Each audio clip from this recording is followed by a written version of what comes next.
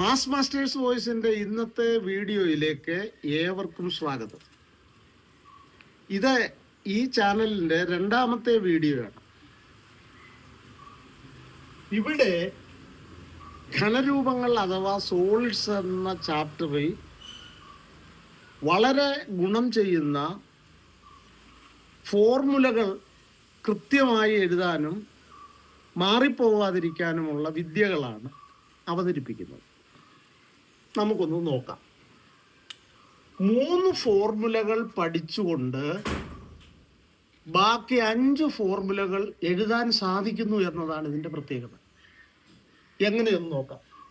Base area, അതായത് square പിരമിഡിൻ്റെ base area, ബേസിലെ ഒരു സൈഡിൻ്റെ അതിനെ നമ്മൾ സിമ്പൽ എ ആണ്, അതിൻ്റെ square A square.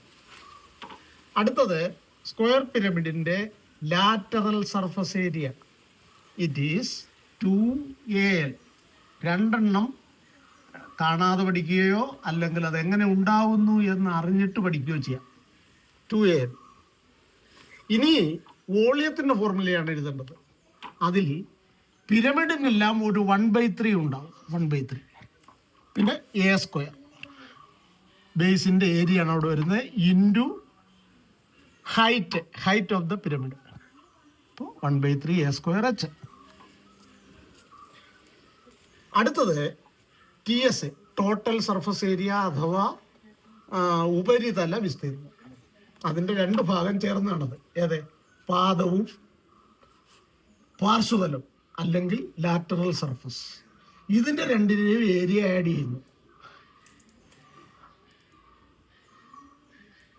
A square plus add ചെയ്തു 2al. അപ്പോൾ 3ാമത്തെ കോളത്തിലെ ഫോർമുലകൾ പഠിക്കേണ്ടതില്ല, 2 അറിയാവുന്ന കുട്ടിക്ക്. അടുത്ത കാര്യം, ഈ കോൺ എന്ന് പറയുന്ന കോണിന് പ്രത്യേകത ബേസിലെ സ്ക്വയറിന് പകരം ഒരു സർക്കിളാണ്. അതുകൊണ്ട് തന്നെ എ എന്ന അക്ഷരം ഈ ഫോർമുലകളിൽ ഒന്നും വരില്ല, ഓർത്തു വയ്ക്കുക. പിന്നെയോ എയുടെ സ്ഥാനത്ത് 6 വരുന്നതെങ്കിൽ എ സ്ക്വയർ R² ആകുന്നു. കമ്പാരിസൺ ഉണ്ട്. അപ്പോൾ ഇവിടെയോ എയുടെ അവിടെ 6 വരും. എല്ല് 2 രൂപത്തിലും ഉള്ളതായതിനാൽ നാം ആ എല്ല് തന്നെയാണ് അവിടെ വന്നത്. അപ്പോൾ RL ആയി. AL എന്നത് RL ആയി മാറുന്നു. എ സ്ക്വയർ എന്നത് R² ആകുന്നു. ഇനി വോളിയം 1/3 മാറുന്നില്ല, കാരണം ബോത്ത് ദ 2 ആർ പിരമിഡ്സ്. ഒന്ന് സർക്കുലർ പിരമിഡാണ്, മറ്റത് സ്ക്വയർ പിരമിഡാണ്. എ സ്ക്വയറിന് പകരം നാം R² എഴുതുന്നു. ഒരല്പസ്ഥലം അവിടെ ഇടുന്നുണ്ട്, അത് എന്തിനാണെന്ന് പിന്നെ പറയാം. അടുത്തത് ഇൻറ്റു എച്ച്. കേട്ടോ, എ മാറി 6 വരുന്നു എന്ന ഒറ്റ വ്യത്യാസം എവിടെയുള്ളൂ. ഇനിയും നമ്മൾ ശ്രദ്ധിക്കേണ്ടത് ബേസ് ഏരിയ. അത് base area A square R² ആകുക മാത്രമല്ല, 6 ഉള്ളിടത്തെല്ലാം പൈ ഉണ്ട്. പൈ എന്ന് പറയുന്നത് pi is A number greater than 3. കുറച്ച് കൂടുതലുള്ള, 3നേക്കാൾ അല്പം കൂടെ കൂടുതലുള്ള ഒരു സംഖ്യയാണ് ഈ പൈ. ഇത് പൂർണ്ണമായിട്ട് എഴുതാൻ പറ്റാത്തതുകൊണ്ടാണ് ഈ അടയാളം നമ്മൾ ഉപയോഗിക്കുന്നത്, അറിയാം. അങ്ങനെയാണെങ്കിൽ ഇവിടെയും ഒരു പൈ വരും. ഇവിടെ 2 ആയിരുന്നത് 2ന് പകരം 3 ചില്ലറ, 3നേക്കാൾ അല്പം കൂടെ ഉള്ളത്, അതാണ് പൈ. എ സ്ക്വയറോ ഇത് 2 നമ്മൾ എഴുതി കഴിഞ്ഞാൽ ഇതങ്ങ് ആഡ് ചെയ്താൽ മതി. ഇവിടെ അത് പ്രത്യേകിച്ച് ഇതുമായിട്ട് കമ്പയർ ചെയ്യേണ്ട കാര്യമില്ല. ഇത് 2 കൂടെ അങ്ങ് ആഡ് ചെയ്താൽ πr² പ്ലസ് πrl. ഫോർമുലകൾക്കുള്ള സാമ്യമാണ് നമ്മൾ ഇതിൽ യൂസ് ചെയ്തിരിക്കുന്നത്. കേട്ടോ, അപ്പോൾ ഇത് 2 ശരിയായി കഴിഞ്ഞാൽ ഇത് ശരിയായിക്കോളും, താനേ ശരിയായിക്കോളും. ഇനിയും 6 ഉള്ളിടത്ത് പൈ ഉണ്ടാവുമെന്ന് പ്രത്യേകം ഓർക്കുക. ഇനിയും നിങ്ങൾ ഒരു പരിശോധന നടത്തണം. ഒന്ന്, ഈ ഫോർമുലകളിലെല്ലാം പൈ എഴുതിയിട്ടുണ്ടോ? ശ്രദ്ധിക്കുക. ഈ ഫോർമുലകളിലെല്ലാം പൈ എഴുതിയിട്ടുണ്ടോ? ഉണ്ട്. പൈയുണ്ട്. ഇവിടെ പൈയുണ്ട്. അപ്പോൾ എല്ലായിടത്തും പൈയുണ്ട്, തെറ്റിയിട്ടില്ല. പിന്നെ എക്ക് പകരം 6 വന്നിട്ടുള്ളത്. എയും 6ഉം എ സ്ക്വയർ R² ആയി, AL RL ആയി, എ സ്ക്വയർ R² ആയി. AL RLI, A square H pi R square H ആയി, സോറി ആർ സ്ക്വയർ എച്ച് ആയി. ഇനിയും ഇവിടെയെല്ലാം പൈയും കൂടെ ഉണ്ടാവും, എല്ലാ ടേമിലും പൈ ഉണ്ടാവും. ഒന്നാമത്തത് ആർ സ്ക്വയറിൻ്റെ കൂടെ ഒരു പൈ ഉണ്ട്, RLൻ്റെ കൂടെ ഒരു പൈ ഉണ്ട്. ഇവിടെ രണ്ട് ടേമുള്ള രണ്ടിടത്തും പൈ ഉണ്ട്. പിന്നീട് ഇവിടെ ഒരു ആർ സ്ക്വയർ ഉണ്ട്, അതിൻ്റെ അടുത്തൊരു പൈ ഉണ്ട്.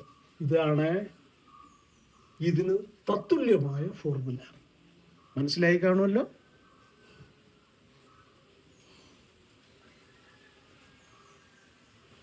ഇനിയും നിങ്ങൾ ചെയ്യേണ്ടത് ഇത് ഈ രണ്ട് സ്ക്വയർ പിരമിഡിൻ്റെയും കോണിൻ്റെയും കണക്കുകൾ ചെയ്യുമ്പോൾ ആദ്യം തന്നെ ഇത് പഠിച്ചു കഴിഞ്ഞാൽ വളരെ ചുരുങ്ങിയ സമയത്തിൽ നമുക്കിത് എഴുതി വെക്കാൻ പറ്റും. നിങ്ങളുടെ ആൻസർ ഷീറ്റിൽ എഴുതി വെക്കാൻ പറ്റും.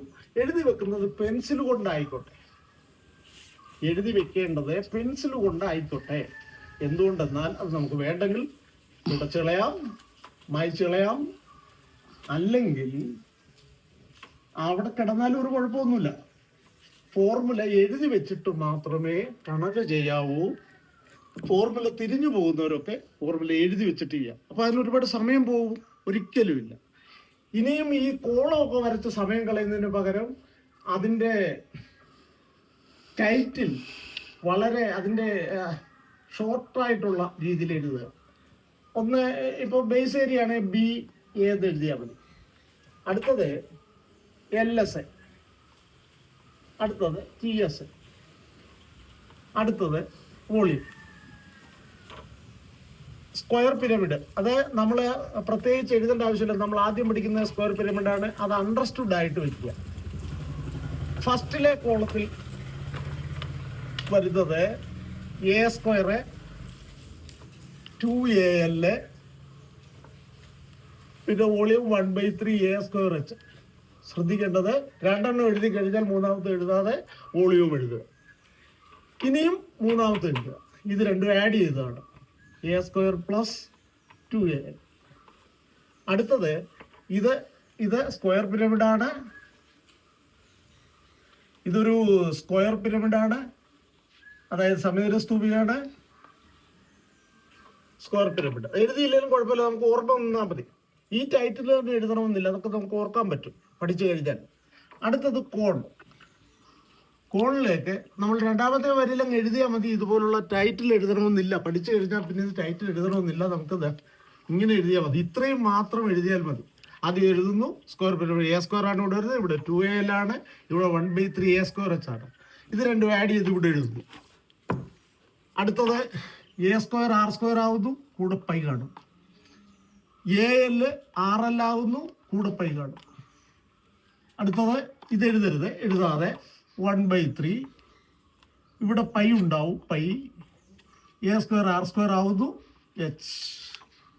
ഇനിയും ഇത് രണ്ടും ആഡ് ചെയ്ത് ഇവിടെ വരുന്നു, pi R square plus pi RL.